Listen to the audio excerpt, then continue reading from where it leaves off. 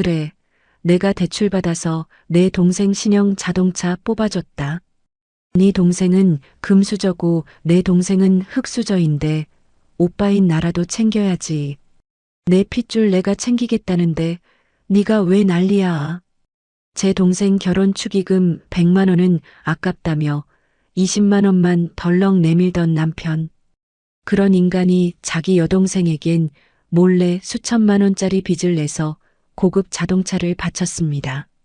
친정 부모님이 사주신 아파트에서 기생하며 저를 완벽한 호구 취급했던 남편과 시누이. 저는 그날로 부동산에 아파트를 금매로 넘기고 현관문 비밀번호를 바꿔버렸습니다. 가족이라는 이름으로 피를 빨아먹던 기생충들을 길바닥에 내쫓아버린 자비 없는 참교육을 지금 시작합니다. 오늘도 기막힌 이야기 끝까지 잘 들어주세요. 자, 지금 시작합니다. 사람들은 제게 참 복도 많다고들 했습니다. 좋은 부모님 밑에서 구김살 없이 자라 원하던 항공사 승무원이 되었으니까요. 33, 늦지도 빠르지도 않은 나이에 평생을 함께할 짝도 만났죠. 남편은 저보다 1살 연하로 자동차 회사에서 일하는 엔지니어입니다. 가정 형편이 넉넉하지 않아 어릴 때부터 안 해본 고생이 없었다고 했어요. 그래서인지 허투루 돈을 쓰는 법이 없었고 매사에 책임감이 강했습니다. 저는 남편의 그런 단단하고 성실한 모습에 푹 빠져 결혼을 결심했습니다. 하지만 막상 결혼 준비를 시작하니 현실의 벽은 생각보다 높더군요. 시댁에서는 저희 결혼에 보태줄 돈이 정말 단돈 10원도 없었습니다. 여보, 미안해. 우리 부모님이 노후 준비가 안 되셔서 무리하시기가 힘들어. 대신 내가 모은 돈으로 어떻게든 맞춰볼게. 남편은 제 앞에서 고개를 푹 숙인 채 어쩔 줄을 몰라 했습니다. 저는 그런 남편의 손을 꼭 잡아주었죠. 당신이 왜 미안해. 우리가 벌어서 우리 힘으로 시작하면 되지. 난 당신 하나면 충분해. 제 부모님은 고생하며 자란 사위가 기특하고 안쓰럽다며 흔쾌히 큰 선물을 해주셨습니다. 서울에 있는 번듯한 30평대 아파트를 제 명의로 턱하니 사주신 겁니다. 남편은 그 아파트에 들어갈 최고급 가전과 가구를 자기 돈으로 꽉꽉 채워 넣었습니다. 신혼집에 혼수가 다 들어오던 날 남편은 저를 으스러져라 안으며 맹세했습니다. 자기야, 나 진짜 장인 장모님께 평생 효도할 거야. 그리고 당신 눈에 눈물 나는 일 절대 없게 할게. 내가 당신 평생 여왕처럼 모실 테니까 나만 믿어. 그 다짐이 얼마나 든든하고 고마웠는지 모릅니다. 우리의 결혼 생활은 그 어떤 부부보다 완벽할 거라고 굳게 믿었으니까요. 그런데 신혼의 단꿈에 푹 빠져있던 제 일상에 불쑥 불청객이 찾아왔습니다. 바로 남편의 여동생, 30살짜리 학원 강사인 시누이였습니다. 남편은 바쁘게 일하시는 부모님을 대신해 여동생을 자기 등에 업어 키웠다며 유독 애틋해했습니다. 동생을 아끼는 오빠의 마음이야 충분히 이해할 수 있었죠. 하지만 시누이는 저를 볼 때마다 묘하게 사람 기분을 긁어대곤 했습니다. 신혼여행을 다녀온 지 얼마 안 된 주말이었습니다. 시누이가 신혼집 구경을 하겠다며 예고도 없이 불쑥 쳐들어왔습니다. 빈손으로 터덜터덜 들어온 시누이는 집에 들어서자마자 입을 떡 벌리더군요. 와, 집 진짜 좋다. 우리 오빠가 이런 데서 다 살아보네. 그러더니 제 허락도 없이 안방으로 쑥 들어가 버렸습니다. 제가 당황해서 뒤따라 들어갔을 때 시누이는 이미 제 화장대 앞에 앉아 있었습니다. 비행 다녀오며 면세점에서 큰맘 먹고 산 비싼 영양크림을 손가락으로 푹푹 파서 얼굴에 치덕치덕 바르고 있더라고요. 어머 아가씨, 그거 영양크림이라 그렇게 많이 바르면 얼굴에 트러블 나요. 제가 놀라서 한마디 하자 시누이는 거울을 보며 픽 웃었습니다. 에이, 새언니도 참. 이런 비싼 거 발라볼 일이 없어서 듬뿍 발라봤는데 뭘 그렇게 정색을 해요? 언니는 친정 부모님 잘 만나서 이런 거 펑펑 쓰고 사니까 좋겠네. 근데 설마 우리 오빠가 뼈 빠지게 번 돈으로 이런 거 막 사대고 그러는 거 아니죠? 순간 제 귀를 의심했습니다. 신우이는 화장대 의자에 걸려있던 제 명품 가방까지 이리저리 만지작거리며 얄밉게 덧붙였습니다.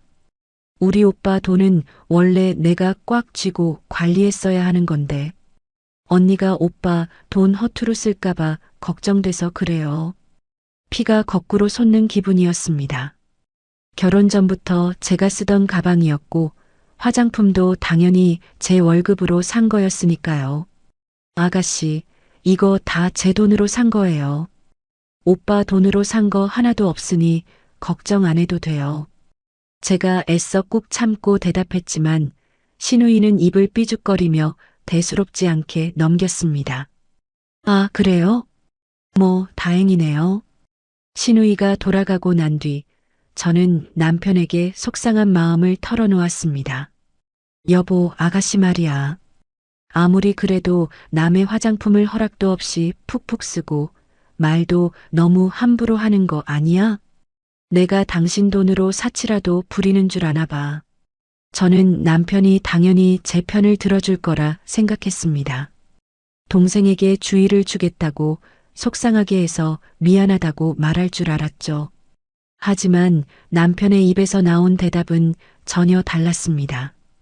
에이, 자기가 좀 참아. 수연이가 어릴 때부터 워낙 고생하고 자라서 그래. 좋은 환경에서 자란 당신이랑 달리 쟤는 맨날 남들이 쓰던 거 물려받고 살았잖아. 예쁜 거 하나 마음대로 못 가져봐서 눈에 밟히니까 샘이 나서 그러는 거지. 예쁜 당신이 좀 이해해주면 좋겠어. 남편의 목소리에는 오히려 저를 나무라는 듯한 섭섭함이 배어 있었습니다. 내가 예뻐서 아가씨 무례한 행동까지 다 이해해야 한다는 거야? 나도 내 물건 말없이 만지는 거 기분 나빠. 아, 진짜. 가족끼리 뭐 그런 거 가지고 정색을 해. 동생이 오빠 뺏긴 것 같아서 투정 부리는 거잖아. 당신 그렇게 속 좁은 사람 아니잖아. 응. 남편은 억지로 제 어깨를 감싸 안으며 상황을 무마하려 했습니다. 하지만 제 가슴 한구석에는 설명하기 힘든 답답함이 무겁게 가라앉았습니다. 제가 가진 것들이 죄를 지어서 얻은 것도 아닌데 말이죠. 왜 제가 신우이의 열등감과 예의 없는 행동을 오롯이 감당해야 하는 건지 이해할 수 없었습니다. 남편이 말하는 그 가족이라는 울타리 안에서 저는 철저히 이방인이 된 것만 같았습니다. 가족이라는 이름 아래 묘한 위화감을 삼키며 지내던 어느 날이었습니다.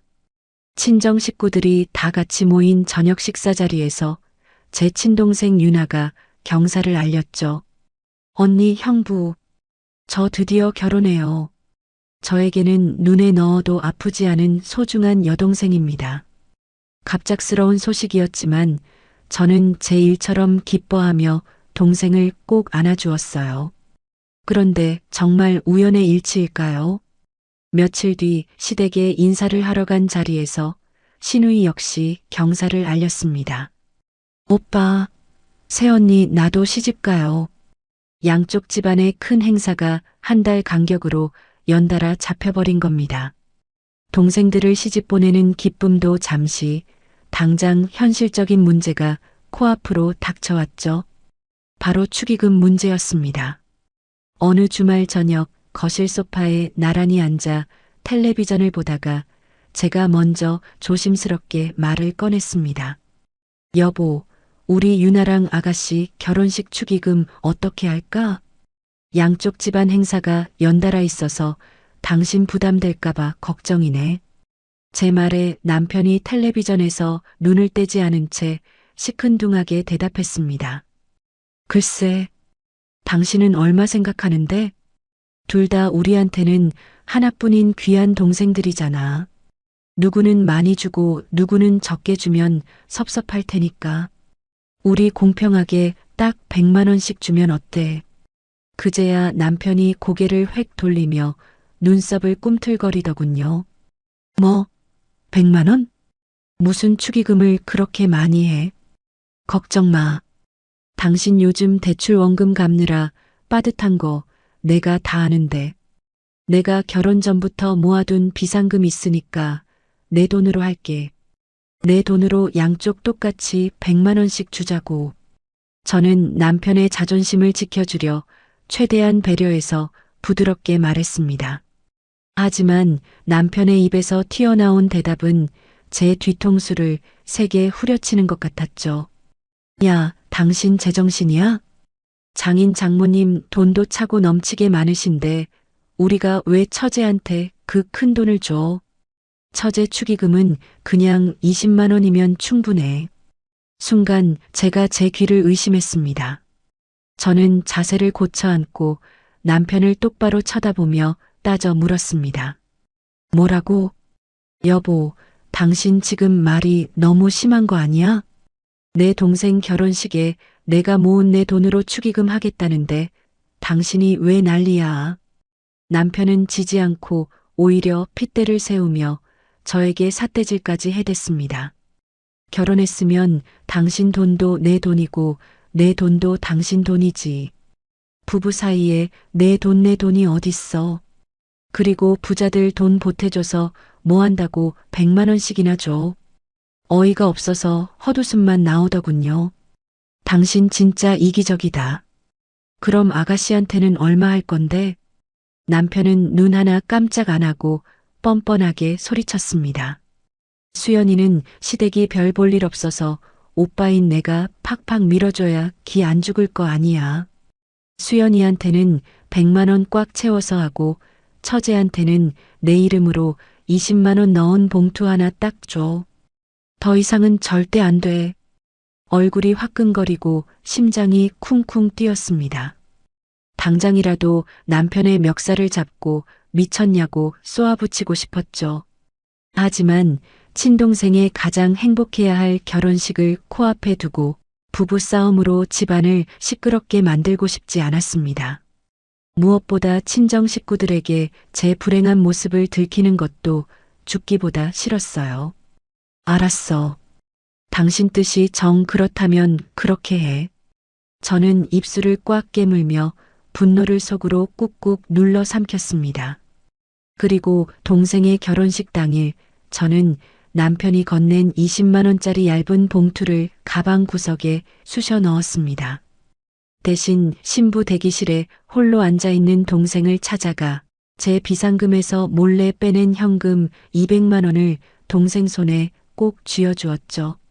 유나야, 이거 언니가 따로 챙겨주는 거니까 신혼여행 가서 예쁜 거 사 입어. 형부가 주는 봉투는 축의대에 따로 낼게. 어머, 언니 고마워. 형부한테도 진짜 고맙다고 꼭 전해줘. 해맑게 웃는 동생을 보며 저는 억지로 미소를 지어 보였습니다. 가슴속에서는 남편에 대한 실망감과 서러움이 차갑게 응어리지기 시작했어요. 완벽하다고 믿었던 내 결혼 생활에 조금씩 하지만 분명하게 금이 가고 있다는 걸 뼈저리게 느끼는 순간이었습니다. 제 동생의 결혼식이 끝나고 시간은 야속하게 흘러 어느새 시누이의 결혼식이 딱 하루 앞으로 다가왔습니다. 그 한 달 동안 저는 남편의 얼굴을 볼 때마다 20만 원짜리 축의금 봉투가 떠올라 속이 새카맣게 타들어갔죠.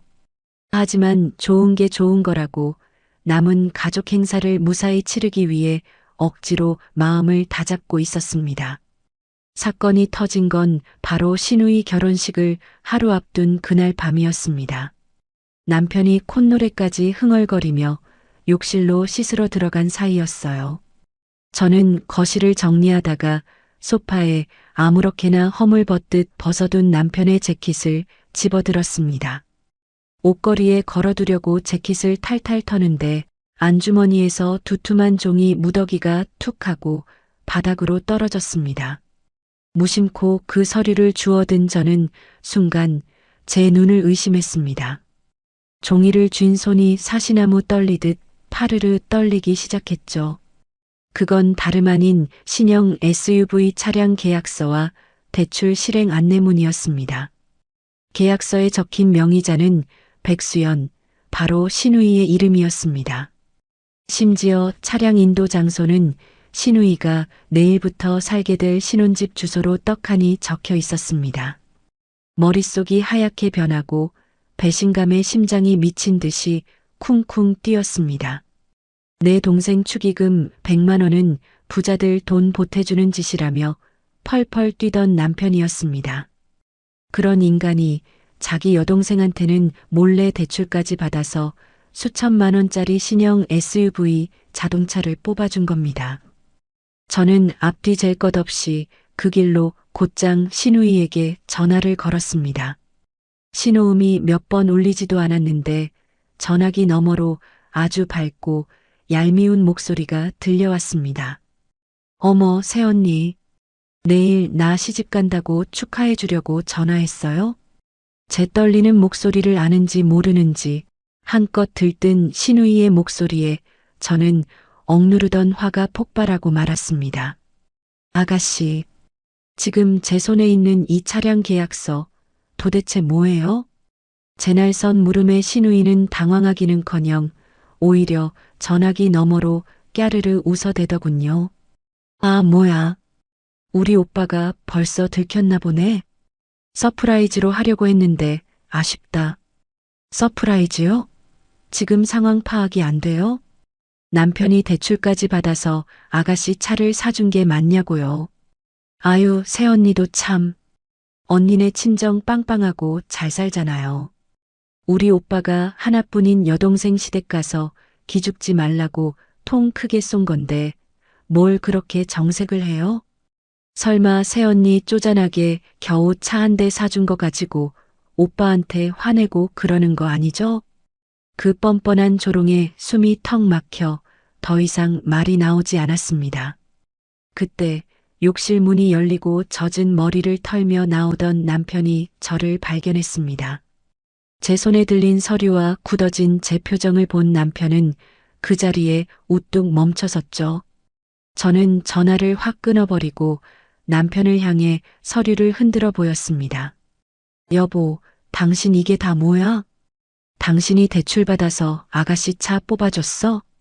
보통의 남편이라면 무릎이라도 꿇고 변명을 하거나 사과를 하는 게 정상 아닙니까? 그런데 제 남편은 흠칫 놀란 것도 잠시 이내 눈을 부릅뜨고 당당하게 소리쳤습니다. 그래, 내가 사줬다. 왜 내 동생 내가 챙기겠다는데 그게 뭐 잘못됐어? 뭐, 잘못된 게 없다고? 내 동생 결혼할 때는 내 돈으로 100만 원 축의금 하겠다는 것도 아깝다고 난리치던 사람이잖아. 그래 놓고 아가씨한테는 몰래 빚까지 내서 수천만 원짜리 차를 사줘? 남편은 핏대를 세우며 저에게 악다구니를 퍼부었습니다. 내 동생은 내 핏줄이잖아. 수연이 시댁은 쥐뿔도 없는 집안이라 차라도 하나 번듯하게 타고 가야 안무시당한단 말이야. 당신 동생은 금수저 물고 태어났고 내 동생은 흙수저인데 오빠인 나라도 챙겨야지. 누가 챙겨. 내 대출 받아서 내가 샀는데 당신이 왜 난리야. 순간 머리끝까지 활활 타오르던 분노가 오히려 얼음물이라도 뒤집어 쓴 듯 차갑게 식어내렸습니다. 그 뻔뻔한 얼굴을 마주하고 있으니 제가 어떤 사람과 결혼했는지 뼛속 깊이 깨달아지더군요. 이 남자에게 저는 사랑하는 아내가 아니었습니다. 그저 가난한 본가를 구제해줄 돈 많고 만만한 호구였을 뿐이죠. 저는 더 이상 남편과 입씨름할 가치조차 느끼지 못했습니다. 들고 있던 차량 계약서를 남편의 얼굴을 향해 매몰차게 집어 던졌습니다. 당신이라는 인간 진짜 바닥이구나. 저는 바닥에 흩어지는 종이들을 멍하니 쳐다보는 남편을 뒤로하고 차갑게 안방으로 들어가 문을 잠가버렸습니다. 그렇게 제 인생에서 가장 길고 서늘한 밤이 시작되고 있었습니다. 그날 밤 저는 뜬 눈으로 밤을 지새웠습니다. 방문 너머로는 남편의 코 고는 소리가 아주 평온하게 들려왔죠. 수천만 원짜리 빚을 내서 자기 여동생 차를 사주고도 저렇게 태평하게 잠이 올까 싶었습니다. 배신감을 넘어 인간적인 혐오감이 목끝까지 밀려왔습니다. 주말에 있었던 신우이의 결혼식에는 예정대로 참석했습니다. 제가 가지 않으면 친정 식구들 귀에까지 이 진흙탕 같은 이야기가 들어갈 테니까요. 저는 철저히 가면을 쓰고 영혼 없는 하객 노릇을 충실히 해냈습니다. 남편은 제가 얌전히 결혼식에 참석하자 자기 기세에 눌려 꼬리를 내렸다고 단단히 착각한 모양이었습니다. 신우이의 결혼식이 무사히 끝난 다음 날 월요일 아침이 밝았습니다. 남편은 평소처럼 거울 앞에서 콧노래까지 흥얼거리며 넥타이를 매더군요. 여보, 나 출근할게. 주말 내내 피곤했지? 고생 많았어. 수연이 차 사준 건 내가 앞으로 용돈 아껴서 대출금 갚을 테니까 그만 화 풀어. 당신이 다 가진 사람인데 이번 한 번만 너그럽게 이해해주라. 응? 끝까지 자기가 뭘 잘못했는지 모르는 저 뻔뻔한 주둥이를 확 찢어버리고 싶었습니다. 저는 대꾸조차 하지 않고 팔짱을 낀 채 싸늘하게 그를 쳐다보기만 했죠. 아휴, 알았어. 내가 이따 퇴근할 때 당신 좋아하는 딸기 케이크 사올 테니까 기분 싹 풀어. 나갔다 올게. 현관문이 닫히고 도어록이 잠기는 소리가 나자마자 저는 자리에서 벌떡 일어났습니다. 더 이상 지체할 이유가 없었죠. 곧바로 휴대폰을 들어 단골 부동산 사장님께 전화를 걸었습니다. 여보세요, 사장님. 저희 아파트 오늘 당장 매물로 좀 올려주세요. 네? 갑자기 무슨 일이냐고요? 아, 피치 못할 사정이 좀 생겨서요. 시세보다 1,000만 원, 아니 2천만 원 싸게 금매로 내놔도 좋습니다. 대신 무조건 제일 빨리 당장 잔금 치를 수 있는 분으로 알아봐 주세요. 부동산과 통화를 마친 뒤 저는 곧바로 안방으로 직행했습니다. 장롱문을 거칠게 열어젖히고 구석에 처박혀 있던 남편의 커다란 캐리어를 꺼내 바닥에 펼쳤습니다. 남편이 아낀다는 명품 정장, 시어머니가 생일 선물로 사주셨던 실크 넥타이, 그런 걸 곱게 개어줄 자비 따위는 제게 남아있지 않았습니다. 옷걸이에 걸려있던 남편의 옷가지들을 손에 잡히는 대로 뜯어내듯 끌어내렸습니다.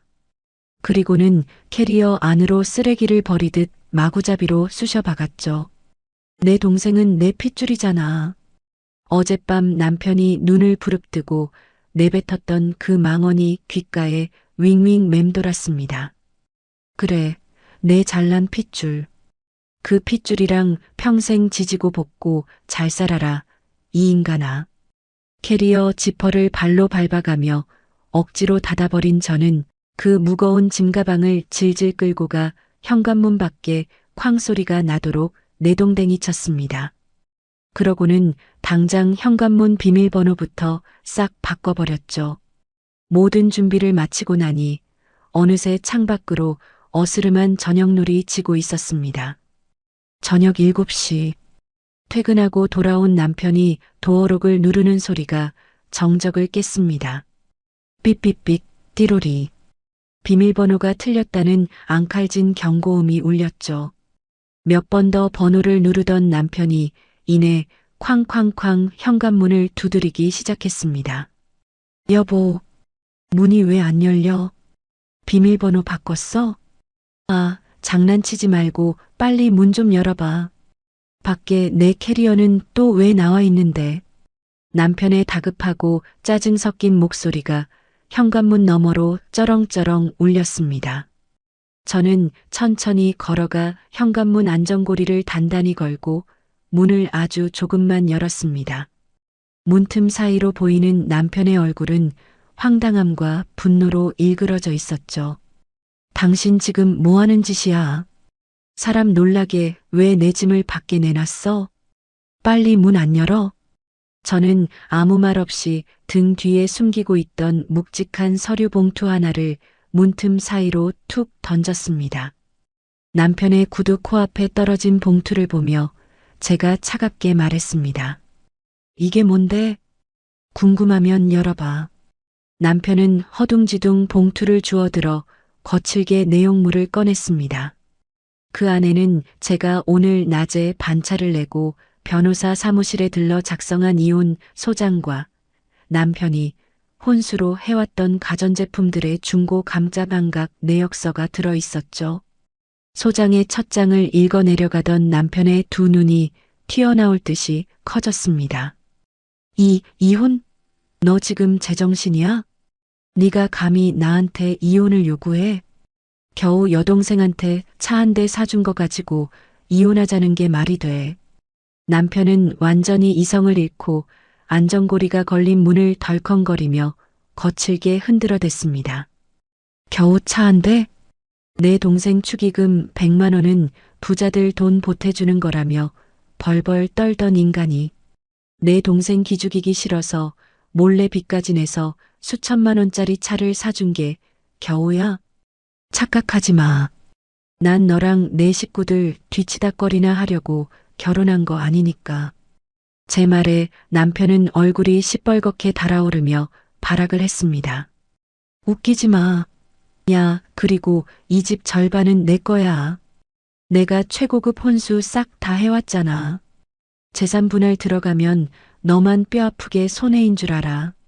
남편의 알량하고 멍청한 협박에 저는 헛웃음이 다 나왔습니다. 머리가 나쁘면 눈치라도 있어야지. 어디서 주워들은 건 있어서 재산 분할 운운하는데 꿈깨. 이 집 100% 우리 부모님 자금으로 산 내 특유 재산이야. 우리가 결혼 생활을 몇십 년 한 것도 아니고 내 기여도는 완벽하게 0%라고.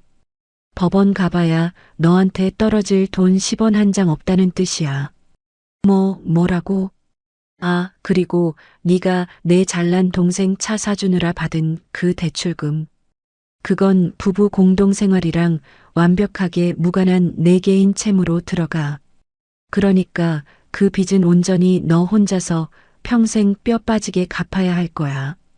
네가 해온 혼수는 내가 오늘 날짜 중고가로 넉넉히 쳐서 딱 800만 원, 방금 내 계좌로 싸놨다. 팩트로 뼈를 때려주자 남편의 핏대 섰던 얼굴이 순식간에 백지장처럼 하얗게 질려갔습니다. 은이야. 잠깐만 우리 대화로 좀 풀자. 내가 진짜 미안해. 당장 내일 수연이한테 차 팔라고 할게. 응? 사태의 심각성을 뼈저리게 깨달은 남편이 덜덜 떨리는 손으로 문틈을 붙잡으려 했습니다. 하지만 저는 눈길 한 번 주지 않고 자비 없이 문을 밀어붙였습니다. 내일 당장 이혼 서류에 도장 찍어서 법원 앞으로 와. 안 나오면 변호사 통해서 소송으로 갈 거니까 그렇게 알아. 쾅! 저는 남편의 얼빠진 얼굴을 향해 매몰차게 현관문을 닫아버렸습니다. 굳게 닫힌 철문 너머로 쿵쿵쿵 문을 두드리는 소리와 남편의 구질구질하게 애원하는 목소리가 한참 동안 들려왔습니다. 하지만 제 마음은 그 어느 때보다 홀가분하고 평온했습니다. 다음 날 아침 일찍 단골 부동산 사장님으로부터 아주 반가운 전화가 걸려왔습니다. 은희 씨, 운이 정말 좋네요.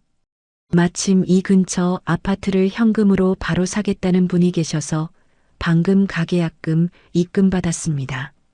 시세보다 2천만 원이나 싸게 내놓은 덕분에 집은 거짓말처럼 하룻밤 만에 팔려버렸죠. 이제 제 인생에서 남은 건 저 인간과의 깔끔한 서류 정리뿐이었습니다. 얼마 뒤 이혼 조정을 위해 가정법원에 출석한 날이었습니다. 조정실 앞 복도에서 마주친 남편의 꼴은 그야말로 눈 뜨고 봐주기 힘들 정도였습니다. 항상 빳빳하게 다려진 명품 셔츠만 고집하던 사람이었죠. 하지만 며칠 동안 씻지도 못했는지 꾀죄죄한 얼굴에 옷은 잔뜩 구겨져 있었습니다. 저를 보자마자 남편이 헐레벌떡 다가와 제 팔목을 덥석 붙잡았습니다. 여보, 제발. 내가 다 잘못했어. 나 진짜 갈 데가 없어서 며칠째 찜질방 바닥에서 자고 있어. 이혼 소송 취하해주면 내가 평생 당신한테 엎드려 살게. 저는 남편의 손을 더러운 벌레라도 떼어내듯 신경질적으로 뿌리쳤습니다. 더러운 손 치워. 이제 와서 엎드려 산다고? 내 동생 기 살려주겠다고 나한테 눈 부릅뜨고 큰 소리 치던 그 당당함은 다 어디 갔어? 내가 미쳤었어. 당신이 내 특유 재산이라고 했던 말 변호사한테 물어보니까 진짜라더라. 나 이혼하면 진짜 길거리에 나앉게 생겼어. 머리가 나쁘면 양심이라도 있어야지. 어디서 구질구질하게 구걸이야? 당장 내 눈앞에서 꺼져. 법정에서의 결과는 제 예상대로 완벽한 승리였습니다. 집을 판 대금은 오롯이 제 특유 재산으로 인정받아 남편은 단돈 1원도 건드리지 못했습니다. 반면 시누이 차를 사주기 위해 남편이 몰래 받았던 대출금은 완전히 다른 판결이 났죠. 그건 부부 공동생활과 무관한 개인 채무로 명확히 분리되었습니다. 결국 남편은 집도 잃고 혼수도 잃은 채 수천만 원의 빚더미만 고스란히 혼자 떠안게 된 겁니다. 조정조서에 도장을 찍고 법원 건물을 빠져나오는데 제 휴대폰이 요란하게 울리기 시작했습니다. 화면에 뜬 발신자는 다름 아닌 시누이였습니다. 저는 코웃음을 치며 통화 버튼을 눌렀습니다. 어머, 웬일이죠? 이제 아가씨라고 부를 일도 없지만 전화기 너머로는 시누이의 다급하고 엉엉 우는 목소리가 들려왔습니다. 새언니, 제발 우리 오빠 한 번만 용서해 주시면 안 돼요? 용서? 네가 무슨 염치로 나한테 용서를 입에 올려? 언니, 저 지금 시댁에서 맨몸으로 쫓겨나게 생겼어요. 오빠가 빚내서 차 사준 거 우리 시어머니가 다 아셨단 말이에요. 거기다 오빠 이혼한다는 소문까지 퍼져서 시댁에서도 지금이라도 당장 이혼하라고 난리가 났어요. 불과 며칠 전까지만 해도 제 친정 돈을 운운하며 얄밉게 까르르 웃어대던 목소리는 온데간데 없었습니다. 겁에 질려 덜덜 떠는 시누이의 처절한 목소리를 들으니 10년 묵은 체증이 다 내려가는 기분이었습니다. 어떡하긴 뭘 어떡해. 네 핏줄 오빠랑 잘 해결해봐야지. 다시는 내 번호로 연락하지 마. 저는 시누이의 찢어지는 비명이 채 끝나기도 전에 전화를 가차없이 끊어버렸습니다. 그로부터 또 시간이 흘러갔네요. 이제는 집의 잔금 처리부터 서류 정리까지 모든 것이 완벽하고 깔끔하게 끝났습니다.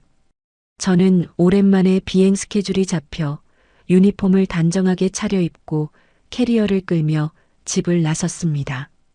오늘은 홍콩 국제공항으로 가는 비행이 있는 날이었거든요. 상쾌한 아침 공기를 마시며 공항버스를 타기 위해 정류장으로 걸어가고 있었습니다. 그런데 정류장 벤치에 앉아있던 누군가가 저를 보더니 용수철처럼 벌떡 일어나는 겁니다. 바로 전 남편이었습니다. 일주일 사이에 몰골은 상상을 초월할 정도로 비참해져 있었습니다. 수염은 덥수룩하게 자라 있었고 초점 없는 눈동자는 절망과 후회로 가득 차 있었죠. 남편은 제 앞에 오자마자 길바닥에 털썩 무릎을 꿇었습니다. 은희야, 내가 진짜 미쳤었어. 내가 다 잘못했어. 제발 한 번만, 딱 한 번만 나 좀 살려줘. 출근길에 바쁘게 지나가던 사람들이 수군거리며 저희를 쳐다보기 시작했습니다. 하지만 저는 당황하지도 조금의 동정심을 느끼지도 않았습니다. 그저 길바닥에 엎드려 제 바짓가랑이를 붙잡고 늘어지는 전 남편을 벌레 보듯 차갑게 내려다보았죠. 때마침 저 멀리서 제가 타야 할 공항 리무진 버스가 정류장으로 다가오고 있었습니다. 저는 가방에서 커다란 선글라스를 꺼내 여유롭게 썼습니다. 이거나 내 옷 구겨지잖아. 여보, 제발. 저는 남편의 손을 매몰차게 뿌리치고는 구두 굽소리를 또각거리며 버스 문 앞까지 걸어갔습니다. 그리고 버스 계단에 오르기 전 마지막으로 고개를 돌려 그 찌질한 얼굴을 향해 선고하듯 내뱉었습니다. 내 소중한 핏줄이랑 그 차에서 평생 잘 먹고 잘 살아. 내 인생에서 완벽하게 꺼져줘서 고맙다. 은희야, 은희야, 제발. 저는 일말의 미련도 없이 버스에 올랐고 문은 남편의 절규를 차단하듯 매정하게 닫혔습니다. 편안한 좌석에 기대앉아 창밖을 내려다보았습니다. 버스가 서서히 출발하자 매연을 뒤집어 쓴 채 길바닥에 주저앉아 땅을 치며 오열하는 전 남편의 모습이 보였습니다. 그렇게 제 시야에서 영원히 남편이라는 쓰레기가 완벽하게 치워졌습니다. 마치 한바탕 지독한 악몽을 꾸고 난 뒤에 마시는 시원한 얼음물처럼 통쾌하고 짜릿했죠. 저의 새로운 인생은 창밖으로 펼쳐진 푸른 하늘만큼이나 눈부시게 시작되고 있었습니다. 홍콩에서의 비행은 그 어느 때보다 완벽했습니다. 마치 제 어깨를 짓누르던 무거운 혹을 떼어낸 것처럼 몸도 마음도 날아갈 듯 가벼웠죠. 2박 3일의 짧은 일정을 마치고 돌아오는 입국장이었습니다. 캐리어를 끌고 자동문을 빠져나오며 저는 마중 나온 동생 유나에게 전화를 걸고 있었어요. 응, 유나야. 언니 지금 막 수암을 찾아서 나가는 길이야. 거의 다 나왔으니까 게이트 앞쪽으로 올래? 그렇게 웃으며 통화를 하던 중이었습니다. 갑자기 누군가 제 캐리어 손잡이를 콱 쥐며 앞을 가로막았습니다. 은희야. 깜짝 놀라 고개를 들어보니 제 눈을 의심할 수밖에 없는 몰골에 두 사람이 서 있었습니다. 바로 전 남편과 신우이였죠. 신우이는 화장기 하나 없는 창백한 얼굴에 며칠을 운 건지 눈이 퉁퉁 부어 있었고 전 남편은 아예 넋이 나간 표정이었어요.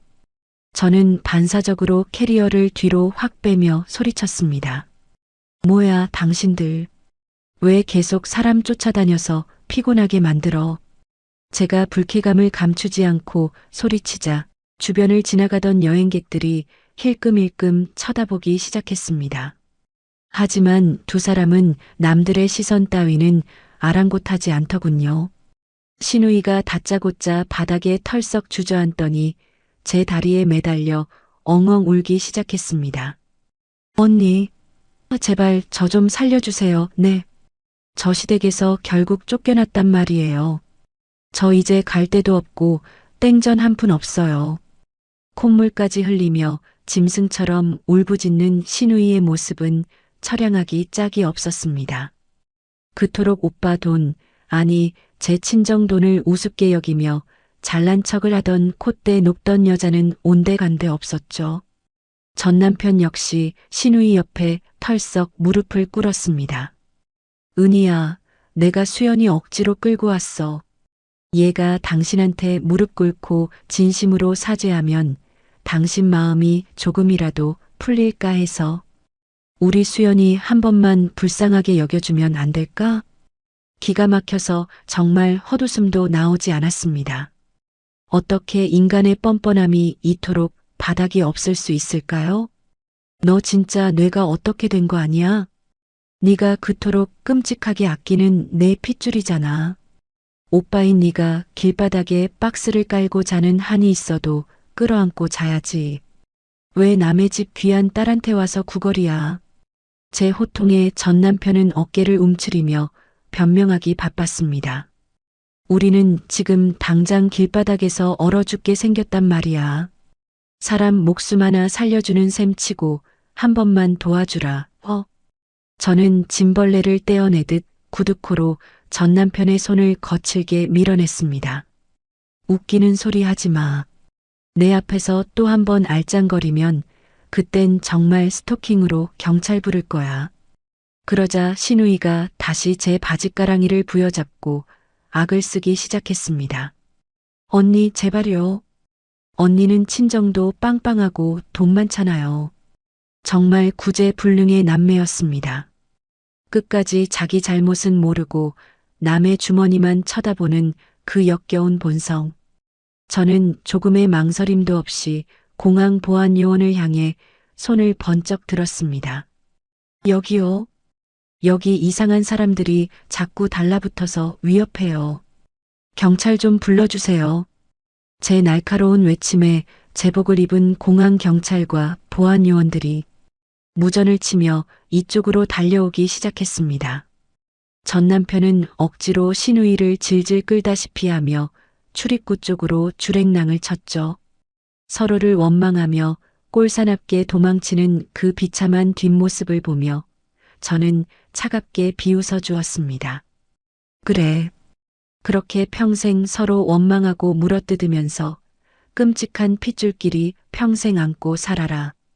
저는 아무 일 없었단 듯이 동생을 바라보았고 동생도 언제 무슨 일이 있었냐는 듯 자연스럽게 저에게 말을 건넸습니다. 언니 배고프다. 우리 비싸고 맛있는 거나 먹으러 가자. 그래. 언니 이혼 기념으로 내가 아주 비싸고 맛있는 거 팍팍 쏠게. 해맑게 웃는 동생 유나와 팔짱을 끼고 공항을 빠져나가는 제 발걸음은 깃털처럼 가벼웠습니다. 지독했던 악몽 같은 과거는 저 입국장 뒤편에 영원히 쓰레기통에 버려두었습니다. 비 온 뒤에 땅이 더 단단하게 굳는다고 하죠. 저 김은희의 눈부시고 당당한 두 번째 인생은 바로 지금부터가 진짜 시작입니다. 동생 유나와 팔짱을 끼고 도착한 곳은 공항 근처의 최고급 호텔 레스토랑이었습니다. 이제 저는 누구의 눈치도 볼 필요가 없는 완벽하게 자유로운 사람이었습니다. 탁 트인 통유리창 너머로 붉게 물드는 저녁 노을을 바라보며 우리는 샴페인 잔을 기분 좋게 부딪혔습니다. 언니 진짜 고생 많았어. 쓰레기 같은 인간들 싹 다 분리수거한 거 진심으로 축하해. 앞으로는 언니 인생만 생각하면서 화려하게 살아. 유나의 진심 어린 축하에 저는 환하게 웃으며 고개를 끄덕였습니다. 고마워, 유나야. 진짜 이제야 좀 숨통이 트이고 살 것 같아. 그동안 내가 왜 그런 바보 같은 취급을 받으면서 버텼는지 모르겠다. 최고급 한우 스테이크를 썰어 입에 넣는 순간 입안 가득 육즙이 퍼지며 황홀함이 밀려왔습니다. 그렇게 유나와 그동안 못다한 이야기를 나누며 즐거운 시간을 보내고 있던 참이었죠. 테이블 위에 올려두었던 제 휴대폰이 지잉지잉 진동하며 요란하게 울리기 시작했습니다. 화면에 뜬 번호는 저장되지 않은 모르는 번호였습니다. 평소 같으면 안 받았겠지만 비행 스케줄 관련 연락일지도 몰라 무심코 통화 버튼을 눌렀습니다. 여보세요? 그런데 수화기 너머로 들려온 것은 숨 넘어갈 듯이 오열하는 낯익고 날카로운 목소리였습니다. 아이고, 은희야. 나다, 내 시험이다. 네가 어떻게 우리 아들한테 그럴 수가 있니? 순간 스테이크를 썰던 제 손이 딱 멈췄습니다. 이젠 시어머니도 아니죠. 저희가 결혼할 때는 자기들 노후 준비가 안 됐다며 10원 한 장 안 보태주신다고 선을 그었던 분이죠. 제가 며느리로 들어갔을 때도 고맙다는 말 한마디 없이 모든 걸 당연하게 여기던 분이었습니다. 저는 차갑게 굳은 얼굴로 나이프를 내려놓고 또박또박 대꾸했습니다. 시어머니라뇨. 호칭 똑바로 하시죠. 저 그쪽 아들이랑 이혼해서 남남된 지 오래입니다. 제 단호한 목소리에 전 시어머니는 기가 막힌다는 듯이 목소리를 높였습니다. 그쪽 아들? 너 이 독한 것. 아무리 서류 정리가 끝났어도 그렇지. 어른한테 말버릇이 그게 뭐냐? 우리 승연이가 지금 빚더미에 앉아서 길거리에 나앉게 생겼어.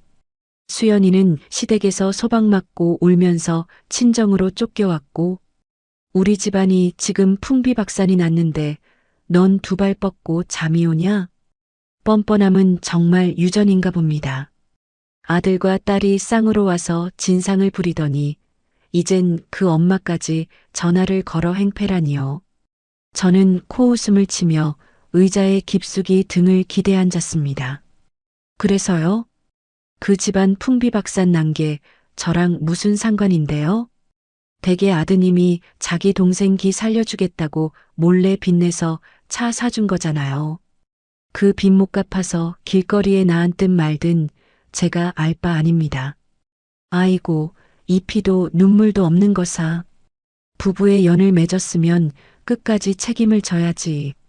내 부모는 돈도 많다면서 그깟 푼돈 좀 도와주는 게 그렇게 배가 아프더냐. 정말 어이가 없어서 헛웃음이 터져 나왔습니다. 어머님, 아니 아주머니. 저희 결혼할 때 아주머니는 10원 한 장 안 보태주셨죠? 우리 부모님이 사주신 집에서 아드님은 호의호식하면서 잘 살았습니다.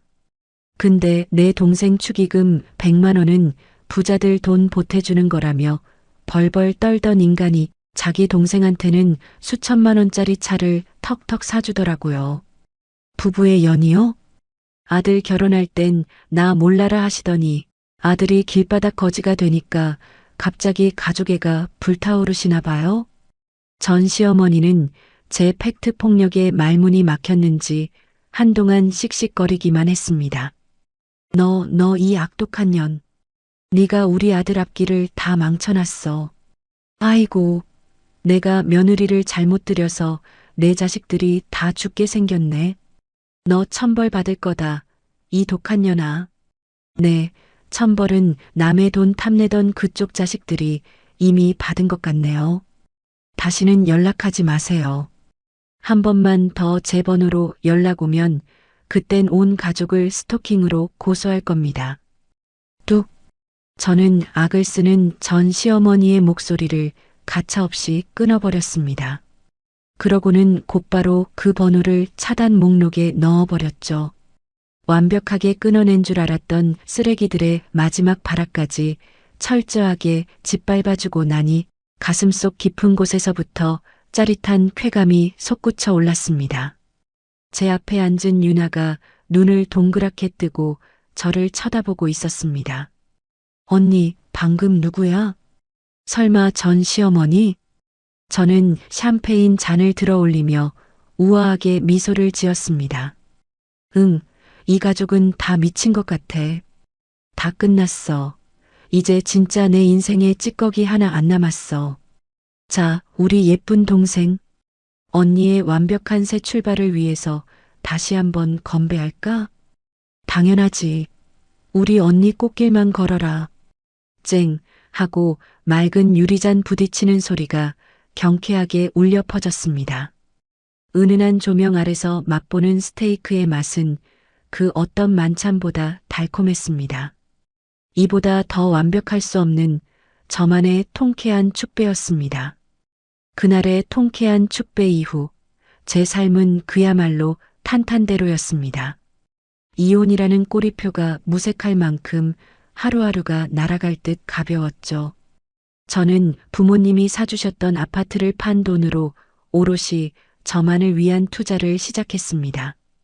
친정집 근처에 전망 좋은 신축 오피스텔을 구해서 제 취향대로 예쁘게 꾸몄습니다. 그리고 예전부터 마음에 품고 있던 고급 수입 세단 자동차도 저 자신에게 주는 선물로 시원하게 뽑았죠. 결혼 생활 내내 전 남편의 찌질한 경제관념에 맞춰 사느라 억눌렸던 것들을 하나씩 보상받는 기분이었습니다. 어느 화창한 금요일 저녁이었습니다. 오랜만에 비행 스케줄이 맞는 동료 승무원들과 고급 레스토랑에서 회식을 가졌습니다. 테이블 위에는 비싼 와인과 먹음직스러운 요리들이 가득했죠. 은희 선배, 요즘 진짜 얼굴에서 빛이 난다. 뭐 좋은 영양제라도 따로 챙겨 먹어? 후배의 애교 섞인 질문에 저는 와인잔을 가볍게 흔들며 여유롭게 웃어 보였습니다. 영양제보다 훨씬 더 좋은 걸 끊었지.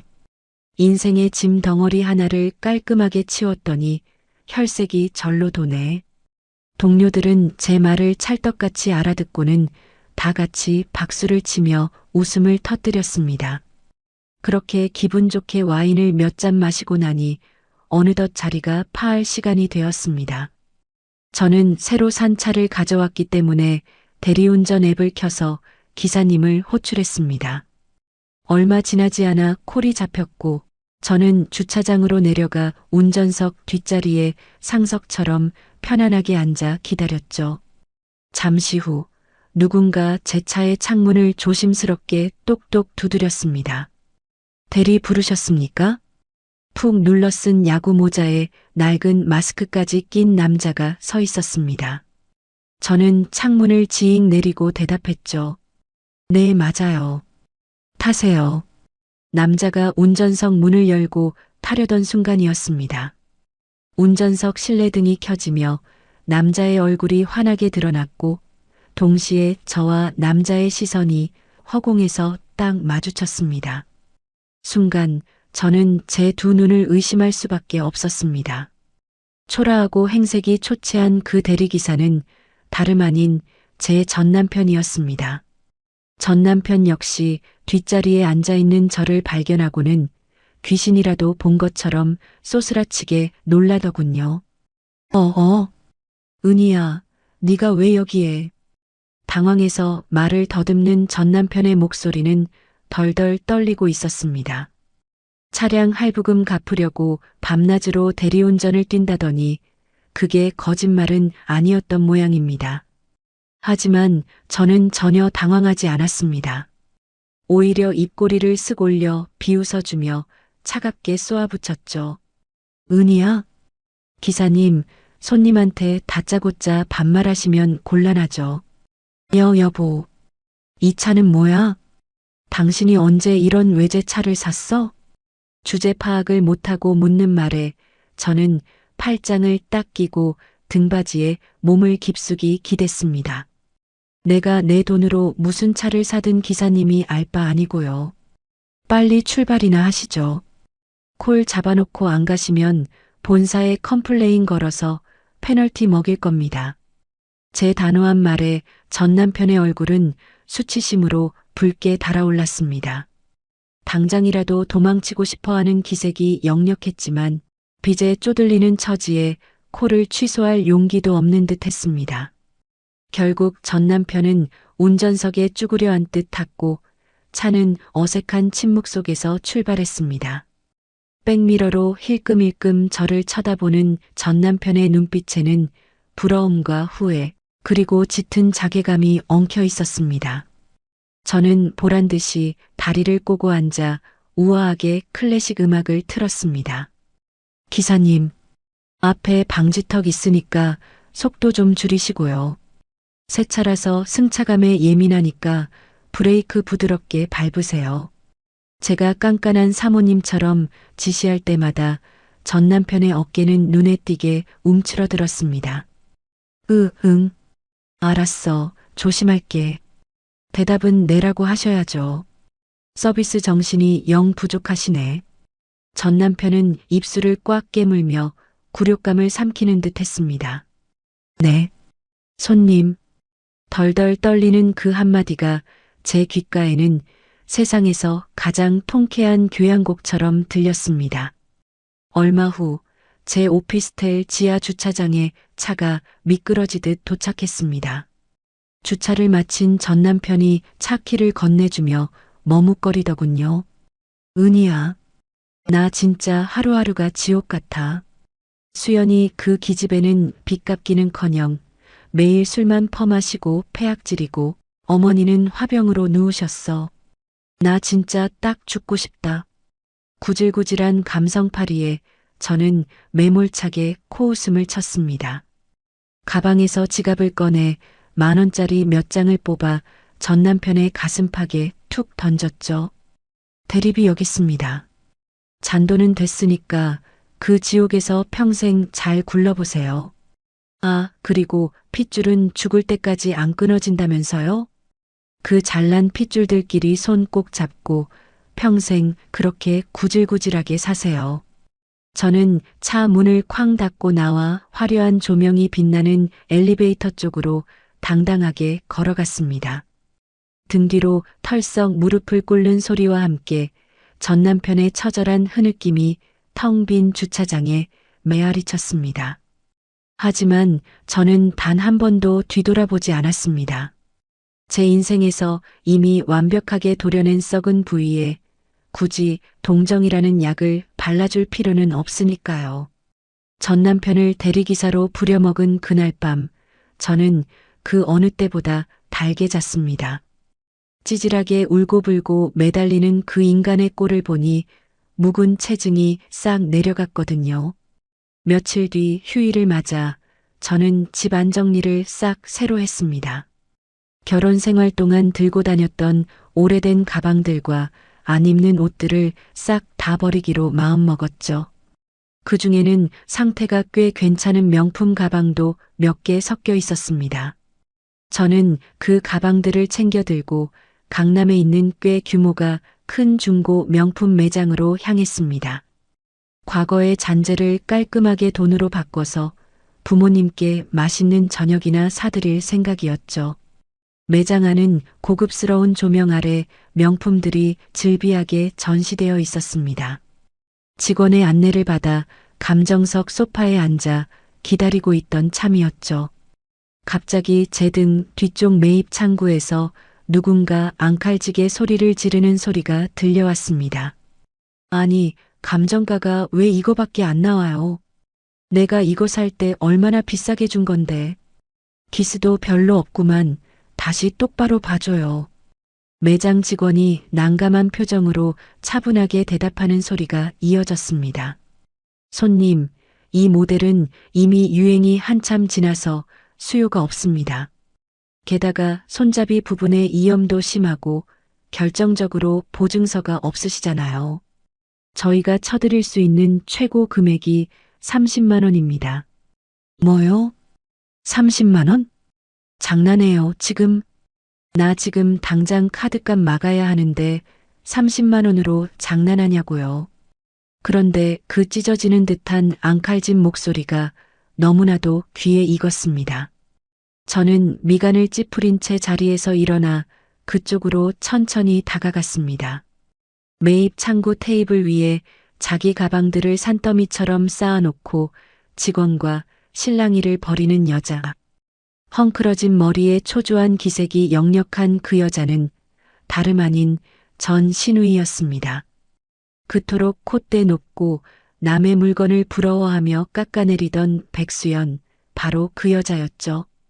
저는 팔짱을 낀 채 그 우스꽝스러운 뒷모습을 보며 코웃음을 쳤습니다. 남의 비싼 화장품 푹푹 파서 쓸 때부터 알아봤지만 허영심으로 꽉 찬 인생의 끝이 겨우 중고 매장 진상 손님이야? 제 서늘한 목소리에 신우이가 흠칫 놀라며 뒤를 획 돌아보았습니다. 저를 발견한 신우이는 귀신이라도 본 것처럼 눈을 커다랗게 뜨고 입을 떡 벌렸습니다. 새언니? 언니가 여긴 어떻게?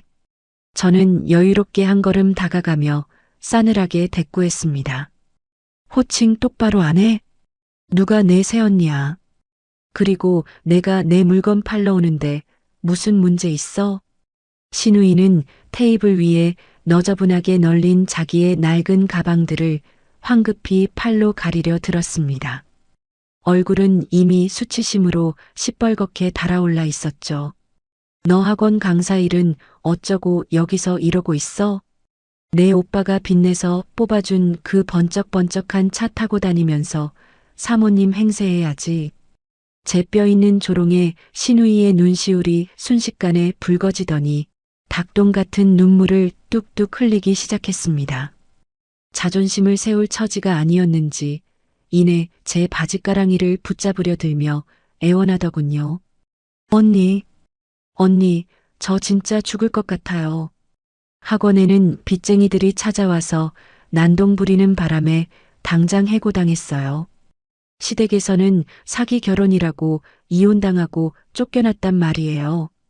언니, 제발 저 좀 도와주세요. 네. 내가 널 왜 도와줘? 내 핏줄인 내 오빠한테 가서 징징대. 오빠는 며칠 전에 대리운전하다가 남의 비싼 차를 긁어서 합의금 물어주게 생겼단 말이에요. 우리 식구 진짜 다 길바닥에 나앉게 생겼어요. 언니는 돈 많잖아요. 자기가 잘못한 건 끝까지 생각 안 하고 남의 돈 내놓으라는 저 당당하고 구질구질한 태도라니요. 저는 더러운 것이라도 묻은 것처럼 한 발짝 뒤로 물러섰습니다. 아주 쌍으로 가지가지하네. 근데 어쩌나 너희 식구들이 길바닥에 나앉든 한강에 뛰어들든 나랑은 머리카락 한 올만큼도 상관없는 일인데. 언니, 사람이 어떻게 그렇게 피도 눈물도 없이 매정해요. 저는 신우이를 향해 몸을 굽혀 귓가에 대고 차갑게 속삭였습니다. 피도 눈물도 없는 건 너희들이지. 남의 귀한 딸 피 빨아먹으려고 작정했던 기생충 주제에. 이 잡동사니들 팔아서 30만 원이라도 꼭 챙겨가라. 오늘 밤 찜질방에서 잘 돈은 있어야 할 거 아니야. 저는 몸을 일으켜 세우고는 신우이를 완벽하게 무시한 채 감정석으로 돌아갔습니다. 직원이 제 가방들을 보며 아주 정중하게 감정가를 부르는 소리가 매장에 울려 퍼졌습니다. 그 뒤로 억울함과 수치심에 오열하는 신우이의 처절한 울음소리가 제 등 뒤를 채웠죠. 하지만 제 귀에는 그 어떤 음악 소리보다 경쾌하고 통쾌하게 들릴 뿐이었습니다. 직원이 건네준 빳빳한 현금 다발을 지갑에 챙겨 넣으며 저는 여유롭게 매장을 빠져나왔습니다. 중고 명품 매장을 나와 거리를 걷는데 뺨에 닿는 바람이 그 어느 때보다 상쾌했습니다. 과거에 찌꺼기 같았던 물건들을 싹 다 처분하고 두둑한 현금을 쥐고 나니 제 마음까지 깨끗하게 세탁된 기분이었죠. 저는 그 길로 곧장 백화점 식품관으로 향했습니다. 최상급 한우 세트와 평소 어머니가 좋아하시던 과일들을 잔뜩 사들고 친정집으로 향했습니다. 현관문을 열고 들어가자 구수하고 따뜻한 된장찌개 냄새가 온 집안을 가득 채우고 있었습니다. 제가 양손 무겁게 짐을 내려놓자 주방에 계시던 어머니가 깜짝 놀라며 뛰어나오셨어요. 어머, 은희야. 웬 고기를 이렇게 잔뜩 사왔어. 그냥 빈손으로 와서 밥이나 먹고 가지. 저는 어머니의 주름진 손을 꽉 잡아들이며 환하게 웃었습니다. 엄마 아빠가 나랑 유나를 위해 평생을 위해 헌신했는데 이깟 소고기가 대수야. 내가 쓰레기들 다 버리고 받은 돈으로 쏘는 거니까 오늘 배 터지게 먹자. 제 말에 거실 소파에 앉아 계시던 아버지가 헛기침을 하시며 슬쩍 눈시울을 붉히셨습니다. 미안하긴 뭐가 미안해. 우리 딸이 그 지옥 같은 곳에서 무사히 빠져나와서 이렇게 다시 예쁘게 웃어주는데 애비는 그것만으로도 세상을 다 가진 것 같다. 네가 당당하고 행복해야 우리도 행복한 거야. 방에서 쪼르르 달려나온 동생 유나도 제 팔짱을 꽉 끼며 거들었죠. 맞아, 언니. 이제 그 인간들 다 머릿속에서 지워버리고 언니 인생만 생각하면서 화려하게 살아. 내가 앞으로 언니 꽃길 걷는데 팍팍 밀어줄 테니까. 고마워, 유나야. 그리고 엄마, 아빠. 그동안 못난 딸 걱정하게 해서 진짜 미안했어요. 앞으로는 내 인생, 내가 알아서 똑 부러지게 살 테니까 아무 걱정하지 마세요. 온 가족이 식탁에 둘러앉아 고기를 구워 먹으며 깔깔 웃음꽃을 피웠습니다. 입안 가득 퍼지는 한우의 육즙보다 저를 바라보는 가족들의 따뜻한 눈빛이 제 마음을 더 든든하게 채워주었죠. 문득 전 남편이 눈을 부릅뜨고 악을 쓰던 그날 밤의 목소리가 귓가를 스치고 지나갔습니다. 내 동생은 내 핏줄이잖아. 오빠인 나라도 챙겨야지. 결혼했으면 당신 돈도 내 돈이고 내 돈도 당신 돈이지. 전 남편에게 가족이란, 그리고 그놈의 핏줄이란 도대체 무엇이었을까요? 자신의 삐뚤어진 열등감을 포장하기 위한 핑계였고 아내의 일방적인 희생을 강요하기 위한 이기적인 무기였을 뿐입니다. 가족이라는 이름은 결코 누군가에게 상처를 주고 착취할 권리를 주지 않습니다. 서로를 존중하고 아끼며 힘들 때 조건 없이 기댈 수 있는 든든한 울타리. 그것이 진짜 가족이라는 것을 저는 저를 향해 환하게 웃어주는 친정 식구들을 보며 뼈저리게 깨달았습니다. 가짜 핏줄의 굴레를 끊어내고 나서야 제 곁에 있는 진짜 가족의 소중함이 선명하게 보였으니까요. 가족들과의 따뜻한 저녁 식사를 마치고 제 오피스텔로 돌아온 저는 베란다 창문을 활짝 열었습니다. 시원한 밤 공기가 밀려 들어오며 제 머릿속을 아주 맑게 비워주었죠. 이제 더 이상 누구의 눈치를 보며 억지로 참아낼 필요도, 부당한 대우에 숨죽여 울 필요도 없습니다. 다음 날 아침 눈부신 햇살이 창문을 넘어와 제 얼굴을 간지럽혔습니다. 오늘은 일본으로 비행 스케줄이 있는 날입니다. 거울 앞에 서서 반듯하게 다려진 승무원 유니폼을 차려입고 붉은색 립스틱을 꼼꼼하게 발랐습니다. 거울 속에는 시댁의 가스라이팅에 주눅 들어있던 바보 같은 김은희는 영원히 사라지고 없었습니다. 스스로의 힘으로 일어서서 당당하게 자신의 길을 개척해 나가는 33의 멋진 여자가 서 있을 뿐이죠. 저는 선글라스를 멋지게 끼고 캐리어를 끌며 현관문을 나섰습니다. 자, 오늘도 힘차게 날아볼까? 혼잣말을 중얼거리며 걷는 제 구두 굽소리가 오늘따라 더욱 경쾌하게 복도를 울렸습니다. 때로는 인생에서 끔찍한 폭풍우를 만나 모든 것이 무너져 내린 것 같을 때가 있습니다. 믿었던 사람에 대한 배신감으로 세상이 끝난 것 같은 절망을 겪기도 하죠. 하지만 썩은 가지를 과감하게 잘라내고 나면 그 자리에는 반드시 더 아름답고 튼튼한 새순이 돋아나기 마련입니다. 전 남편과 신우이라는 지독한 액땜을 치른 덕분에 제 앞으로의 인생은 더욱 단단하게 빛날 것입니다. 제 앞에 펼쳐진 인생의 활주로는 끝없이 넓고 날씨는 눈이 시리도록 맑습니다. 이제 저는 그 어떤 난기류도 두려워하지 않고 오직 저만의 찬란한 내일을 향해 가장 높고 눈부시게 날아오를 것입니다. 지금까지 제 기막힌 이혼 사연을 들어주셔서 진심으로 감사합니다. 피가 섞였다고 해서 모두가 진정한 가족이 되는 건 아니라는 걸 저는 이번 일을 통해 뼈저리게 배웠습니다. 자신의 이기심과 열등감을 채우기 위해 배우자를 희생양으로 삼는 사람에게 돌아갈 곳은 없습니다. 전 남편과 신우이는 그토록 맹신하던 핏줄끼리 평생 빚더미 속에서 뒹굴며 살아가겠죠. 저는 이제 과거의 끔찍했던 상처를 훌훌 털어버리고 저만의 눈부신 비행을 계속 이어나가려고 합니다. 제 사연을 들으시며 여러분의 속도 조금이나마 뻥 뚫리는 통쾌함을 느끼셨기를 바랍니다. 저의 당당한 새 출발을 응원해 주신다면 구독과 좋아요, 그리고 따뜻한 댓글 한 번씩 부탁드리겠습니다. 세상의 모든 멋진 분들을 응원하며 저는 이만 인사드리겠습니다. 감사합니다.